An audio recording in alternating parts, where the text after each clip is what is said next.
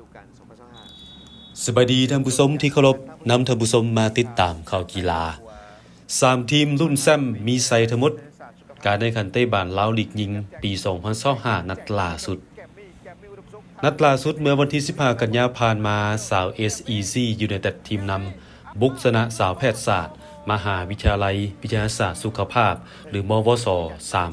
3-1ขณะที่มาสเตอร์แซมเก่าชนะบริคำไซ5-0มาสเตอร์ GB ชนะน้ำทายูไนเต็ด 6-1 กองทัพชนะไซเศรษฐา 7-0 และสาวเซโนชนะ KPS 4-0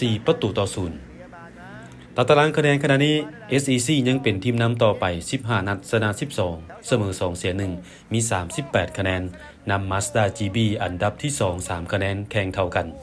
Master Sam เก่า UTC มี31คะแนนจาก13นัดตามหลัง SEC ทีมนำ7คะแนนแต่แข่งน้อยกว่า2นัดเซโนอยู่ที่3มี32คะแนนแข่งไป15นัดกองทัพ15นัดมี26คะแนนมหาวิทยาลัยวิทยาศาสตร์สุขภาพ15นัดมี25คะแนนบริกรรมไซ15นัดมี10คะแนนเท่ากับน้ำทาไซเศรษฐา14นัดมี6คะแนนและ KPS 14นัดยังบ่มีคะแนน